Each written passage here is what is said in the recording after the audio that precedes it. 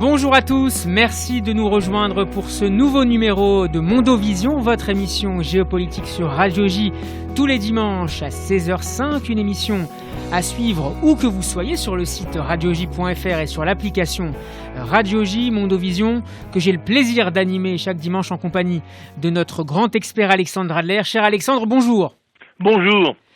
Alexandre Adler, les turbulences politiques sont de retour en Israël. 6 mois à peine après sa constitution, l'heure du crépuscule de la coalition gouvernementale pourrait déjà avoir sonné. Mercredi, un projet de loi visant à la dissolution de la Knesset et donc, in fine, à l'organisation de nouvelles élections a été voté en lecture préliminaire au Parlement. Le texte qui a été soutenu par le Premier ministre suppléant Benny Gantz doit encore être confirmé la semaine prochaine. Benjamin Netanyahou appelle le chef de Kahol Lavan a sauvé la coalition. Alors Alexandre Adler, redoutez-vous un retour aux urnes pour les électeurs israéliens pour la 4e fois en 2 ans? Alors pour vous répondre très franchement et pas faire de tunnel, non, je ne le redoute pas, parce qu'il était évident que nous sommes en train de franchir une frontière historique. Après la fin de cette grande épidémie, nous aurons effectivement, comme nous avons déjà eu, l'élection américaine, nous aurons une élection israélienne. Et cette élection israélienne mettra une espèce de point d'orgue à la grande crise politique que traverse le pays. Mais non seulement je ne la redoute pas, cette élection, mais je la souhaite, parce qu'il faut avoir une photographie exacte de l'état où en est l'opinion. Mais je pense aussi que dans l'état actuel des choses, la division du Parlement israélien sera reconduite d'une certaine manière, et donc la grande coalition sera absolument nécessaire. Il y aura des exclus de cette coalition, c'est évident, mais ce ne seront pas ceux peut-être que l'on attend.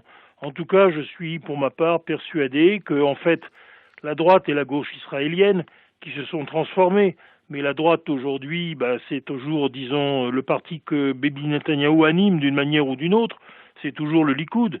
Et puis la gauche n'est plus le parti travailliste, bien qu'il reste un parti travailliste absolument résiduel, c'est évidemment le parti bleu-blanc, c'est-à-dire le parti de l'armée qui a toujours été de gauche, de Tsahal, que aujourd'hui incarne Benny Gantz, mais d'autres aussi.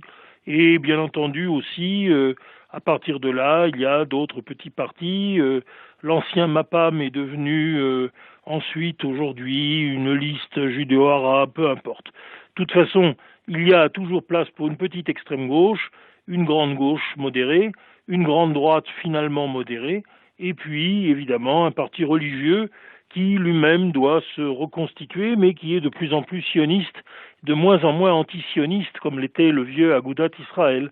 Et bien entendu, évidemment, le parti Chasse est aujourd'hui un parti de centre, dont évidemment les inspirateurs, c'est-à-dire le grand rabbin Ovadia Yosef et bien sûr Aryeh Deri, survivant de la vie politique israélienne que je salue, car c'est un homme remarquable, eh bien, ils ont tout fait pour justement faire que le parti religieux, un mouvement religieux aujourd'hui, accepte la réalité palestinienne et accepte l'existence de 2 États. Et c'est grâce à eux, bien entendu, que ces 2 États vont voir le jour, grâce bien sûr aussi à Bibi, mais grâce aussi à tous ces militaires comme Benny Gantz. C'est pourquoi je crois que derrière les apparences de la guerre de tous contre tous, qui caractérise, comme à l'avant, juste à la veille de la destruction du Second Temple, notre pauvre État d'Israël, eh bien, la structure unitaire du peuple et la volonté de tous, finalement, d'œuvrer ensemble, eh bien, cette volonté de tous finira par triompher. Donc, je souhaite des élections et je souhaite qu'elles soient le moins hystériques possible, mais ça, évidemment, c'est beaucoup demandé dans le peuple juif. Nous savons bien que une fois qu'on s'est rassemblés tous chez nous, évidemment, ça chauffe. Alexandre Adler, ces vicissitudes politiques n'occupent pas à elles seules les Israéliens en ce moment. La situation sanitaire et économique préoccupe évidemment les Israéliens, même si l'arrivée prochaine du vaccin pourrait apporter une éclaircie très attendue. Mais Alexandre, la sécurité est également en ce moment dans toutes les têtes, en particulier depuis la mort de l'ingénieur iranien Mohsen Fakhrizadeh, éliminé la semaine dernière à Téhéran. Quelles peuvent être, selon vous, les conséquences de la disparition de celui qui était considéré comme le père de la militarisation du programme nucléaire iranien ? La première conséquence, c'est la représailles, parce qu'on sait très bien que les Iraniens veulent se venger. Alors ils cherchent. Ils n'ont pas encore trouvé, mais ils voudraient bien trouver. C'est la raison pour laquelle les services de sécurité israéliens ne cessent de communiquer sur les menaces possibles. On a parlé d'une bombe dans le port de Haïfa, peut-être même d'une arme nucléaire qu'on transporterait à Dodan quasiment depuis la Syrie jusqu'au Liban et du Liban jusqu'à Israël. Tout est possible malheureusement. Et il faut surtout pas se vanter parce que c'est comme ça que on attire sur soi les choses les pires. Non, je pense pour ma part que les représailles iraniennes ne sont pas évidentes, mais bien entendu, on cherche là-bas évidemment à y répondre, car la mort de Fakhrizadeh est quand même un coup terrible. Bien sûr, il y a d'autres techniciens nucléaires, il y a d'autres hommes qui ont continué à œuvrer pour la bombe atomique iranienne, donc ils n'arrêteront pas. Mais disons que l'idée, par exemple, de mettre un petit engin nucléaire dans le port de Haïfa, tel que les services de renseignement israéliens ne cessent de le dire, le fait qu'il y ait une liste de 9 techniciens nucléaires que le Mossad a déjà plus ou moins instruites, bon, tout cela, ce sont des informations qui signent tout simplement le fait qu'Israël essaie d'intimider les Iraniens en leur disant vous êtes coincés. Alors la course de vitesse, elle est beaucoup plus importante. C'est que si les Iraniens sont coincés, c'est surtout que le grand ayatollah Khamenei ne tient qu'à un fil. Il est encore vivant, c'est vrai, bien que son état de santé soit très précaire. C'est aujourd'hui le dernier défenseur de la théorie khoméiniste, la Velayat Efari, c'est-à-dire du pouvoir théologique du guide, donc en fait de la dictature cléricale qui règne sur l'Iran et que l'immense majorité des Iraniens rejettent, avec une caractéristique supplémentaire, c'est que les minorités nationales, par exemple les Azéris, qui sont à la fois en Azerbaïdjan Sud, mais aussi dans le bazar de Téhéran, où ils sont très largement majoritaires. Je m'en suis rendu compte quand le peu de turc que je sais parler m'a permis de me débrouiller dans le bazar, alors que je ne parle pas un mot de persan. De la même manière que, évidemment, il y a aussi une minorité turkmène vers Gomba des Kavous, sur la frontière nord-est de l'Iran, qui ne regarde que vers la Turkménie. Donc en fait, cette revanche des peuples turcs qui étaient autrefois soviétiques et qui aujourd'hui sont de vrais acteurs de la vie politique, elle est en train de prendre l'Iran à la gorge. Non pas que l'Iran aille vers une séparation, pas plus que la Turquie d'ailleurs, mais bien entendu, une nation comme le Kurdistan, à travers essentiellement Barzani qui est étudie dans le Kurdistan irakien, une nation comme la Turkménie, qui a ses ressortissants en Iran, eh bien, ils sont en train d'agir, et d'agir puissamment pour transformer l'Iran. Bien sûr, l'Iran ira vers des élections libres. Et je crois que cette fois-ci, pour la première fois depuis longtemps, les mollahs ne seront pas capables de manipuler l'élection comme ils le font d'habitude. Elle sera une élection libre et sincère. Et cela à cause de la crise que traverse le pays. Mais au travers de cette crise, et peut-être d'ailleurs de façon absolument incroyable, mais tout est possible en notre époque, le retour de Reza Pahlavi, nous n'aurons pas un retour du Shah d'Iran, car lui-même a bien compris qu'il ne doit absolument pas faire comme son pauvre père. Il ne va pas rétablir une dictature, il ne va pas écouter la communauté internationale.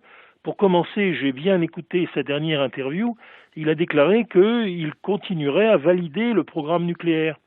Alors ça ne veut pas dire qu'il va s'en servir comme veulent s'en servir les mollahs, mais il négociera la détention de la bombe atomique iranienne contre des avantages, et puis il rassurera la communauté internationale, mais autrement. Il s'alliera avec Israël. Alexandre, justement sur le dossier nucléaire iranien, le président élu américain Joe Biden a accordé une interview jeudi soir à la chaîne CNN, au cours de laquelle il a réagi pour la première fois à l'élimination de Fakhrizadeh, indiquant qu'il était difficile de dire à quel point sa mort compliquerait les relations futures avec la République islamique. Joe Biden qui a également critiqué la politique de pression maximale de l'administration Trump contre l'Iran. Voilà ce qu'il dit. L'essentiel est que nous ne pouvons pas permettre à l'Iran de se doter d'armes nucléaires. À quoi pourrait ressembler la stratégie du président démocrate Joe Biden à partir de janvier prochain ? Eh bien, au contraire de ce que lui demandent ses partisans, y compris ces partisans qui sont pourtant d'origine juive, mais qui sont, à mes yeux, des traîtres, des traîtres lamentables. Et encore, ils peuvent changer. Mais non, bien entendu, Joe Biden sait très bien que son principal adversaire dans l'affaire est Obama, qu'Obama a fait tout pour aider le programme nucléaire iranien, que bien entendu Trump lui a fait infliger des coups très importants et qu'il ne faut pas annuler ces coups. Mais en même temps, il faut dire l'inverse. Donc, eh bien, les Américains mènent une stratégie, disons, de l'ambiguïté. C'est eux qui sont ambigus et pour une fois, l'ambiguïté est tout à fait heureuse. C'est-à-dire que officiellement, ils ont terminé avec la politique de sanctions. Ils vont donc laisser l'Iran un petit peu respirer en apparence. Mais en réalité, ils maintiennent une politique de pression, et notamment à travers les services secrets. Et il y a bien entendu une entente beaucoup plus importante qu'on imagine entre Trump et Biden. Biden laisse faire Trump, et comme ça, si l'on peut dire, il s'en lave les mains. Si Trump prend des mesures extrêmement dures contre le programme nucléaire iranien, par exemple des mesures militaires, il dira voilà, ça m'a été imposé, je ne pouvais pas m'y opposer, c'est la Constitution. Alexandre, vous voulez dire qu'avec cette pression maximale dont fait preuve Trump de manière encore plus accélérée ces dernières semaines, Joe Biden pourrait d'une certaine manière en bénéficier pour négocier avec une meilleure main, si j'ose dire, face aux Iraniens dans les prochains mois ? Mais bien entendu, c'est la stratégie que l'on connaît bien dans les commissariats, du bon flic et du mauvais flic. En disant, vous voyez, mon collègue est très en colère, d'ailleurs il a menacé de vous torturer. Moi, vous savez bien que je suis beaucoup plus un défenseur de l'état de droit, mais enfin bon, en même temps c'est mon collègue. Et c'est exactement ça le discours de Biden aujourd'hui. Et bien entendu, il va faire en sorte, y compris avec des gens qui en apparence sont des moutons et sont d'accord avec les Européens pour ouvrir une fenêtre, etc., au Hezbollah, il va faire exactement l'inverse. Mais, bien entendu, il laisse faire.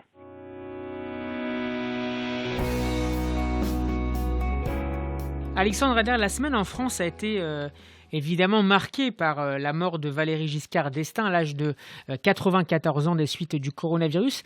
Qu'est-ce que vous retenez, Alexandre Adler, de son septennat en matière de politique étrangère ? Est-ce son ambition européenne chevillée au corps, son rapprochement avec les États-Unis après les crispations de l'ère gaulliste, ou encore sa reconnaissance de la question nationale palestinienne qui, rappelons-le, avait contrarié les relations entre la France et Israël, notamment à l'époque de Menachem Begin à la fin des années 70 ? Rien de ce qu'a fait Valéry Giscard d'Estaing n'était infondé. Et bien entendu, il était évident que la France, vu le rôle qu'elle a toujours eu au Moyen-Orient, au Maghreb et avec l'immigration qu'elle a, ne pouvait pas faire autre chose que de soutenir la cause palestinienne, à condition de le faire modérément. Le problème de Valéry Giscard d'Estaing, ce n'est pas son intelligence qui était étincelante, ce n'est pas la justesse stratégique d'avoir tout fait pour faire l'Europe. Si nous avons aujourd'hui l'euro et si la France et l'Allemagne ont tenu, malgré le choc qu'a été la réunification de l'Allemagne et la transformation de l'Allemagne en superpuissance européenne, qui n'était pas simple à digérer pour la France, c'est bien à lui qu'on le doit. Donc son bilan est remarquable. Par contre, c'était son meilleur ennemi. Valéry Giscard d'Estaing, parce qu'il a été persécuté au fond par son père, alors que son grand-père Jacques Bardou était un homme absolument remarquable et qui lui a donné cette confiance intellectuelle qu'il a toujours eue, mais il n'a jamais eu cette confiance personnelle que son père a toujours minée. Homme également remarquable et loin d'être négligeable. Mais enfin, Edmond Giscard d'Estaing ne lui a pas rendu service. Et Valéry Giscard d'Estaing, dans ce fait, était un homme à la fois très ouvert, je l'ai même personnellement connu, mais toujours dans un mélange de timidité, d'épanchement qu'il regrettait, et puis de repli sur soi. Et donc, il a été le pire défenseur de sa propre politique. Il ne savait pas la vendre. Il est évident, par exemple, que quand il prenait une position, il la défendait de manière trop rigide. Il était évident qu'il devait effectivement faire des gestes envers les Palestiniens, mais il devait aussi s'arranger pour en faire vers Israël, surtout qu'il n'avait, lui, personnellement, aucun antisémitisme.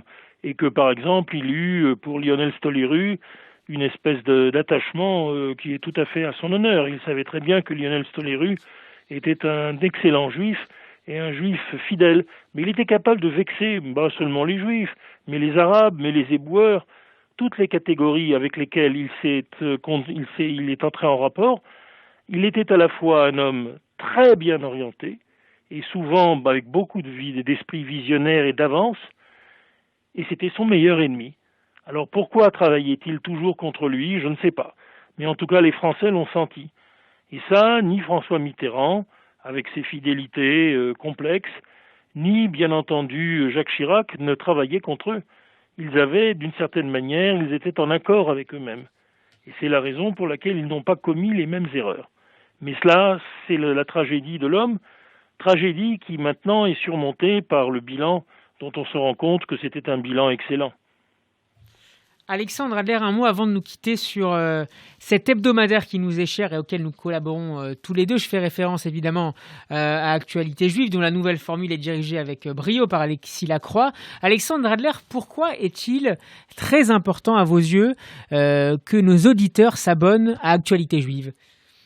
Eh bien, parce que dans cette réorganisation du monde de la presse, où les Français sont absolument désireux de revenir à une certaine normalité.